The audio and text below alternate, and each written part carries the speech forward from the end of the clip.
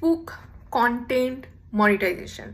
ওকে, Facebook থেকে যে earning পাওয়া যায় বা হাই এভরিওয়ান, সো আজকের ভিডিওটা একদম অন্যরকম হতে চলেছে। ভিডিওটাকে কিন্তু তোমরা এন্ড অবধি দেখো, কারণ এখানে অনেক অনেক অনেক হেল্পফুল ইনফরমেশন আমি শেয়ার করতে চলেছি, যেগুলো কিন্তু একদম সঠিক ইনফরমেশন। আর মানে এরপরে আই থিঙ্ক তোমাকে আর অন্য কোনো ভিডিও দেখতে হবে না, এটুকু আমি তোমাদের বলতে পারি। আজকে আমি খুব ইন্টারেস্টিং একটা টপিক নিয়ে তোমাদেরকে কিছু ইনফরমেশন দিতে চাই। তোমরা অলরেডি আমার ভিডিওর টাইটেলটা দেখে বুঝেই গেছো নিশ্চয়ই যে টপিকটা কি হতে চলেছে। তো টপিকটা হচ্ছে এটাই যে ফেসবুক কন্টেন্ট মনিটাইজেশন।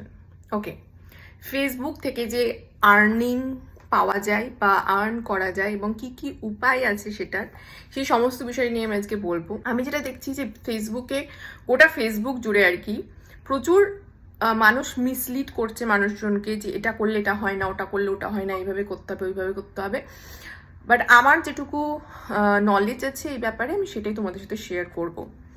ওকে, সো আগে মানে ফেসবুক কন্টেন্ট মনিটাইজেশনের আগে ফেসবুকে আরও অনেক কিছু রুলস ছিল। ফেসবুকে পারফরমেন্স বোনাস ছিল, ফেসবুকে অ্যাডস অন রিলস ছিল, ঠিক আছে। আই থিঙ্ক আরও কিছু কিছু ছিল যেগুলোতে তোমাকে ওয়াচ আওয়ার্স হ্যান ত্যান মানে এইসব অনেক কিছু কমপ্লিট করতে হতো, তারপরে গিয়ে তুমি মানে মনিটাইজেশন পাবে, তারপর গিয়ে তুমি টাকা পাবে, এরকম অনেক কিছু ছিল। আগে যেটা ছিল মেনলি পারফরমেন্স বোনাসটা থেকেই বেশি মানুষ টাকা ইনকাম করতো।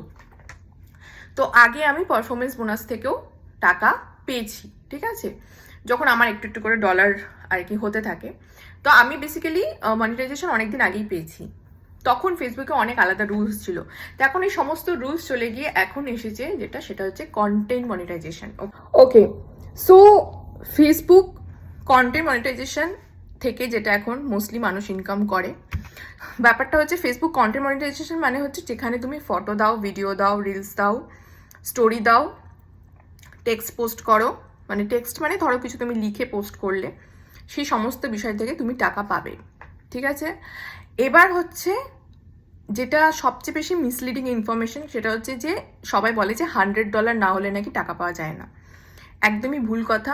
তুমি যখন পে আউট সেটিংসে যাবে, মানে তুমি যখন নিজের ব্যাঙ্ক অ্যাকাউন্টটা অ্যাড করবে ফেসবুকে, তখন তোমাকে সিলেক্ট করতে হবে যে তুমি $25 টাকা তুলতে চাও, মানে তুমি $25 হলে পরে তোমার কাছে ব্যাংকে টাকাটা ঢুকবে। তোমাকে সেটা কিন্তু সেখানে গিয়ে সিলেক্ট করতে হবে।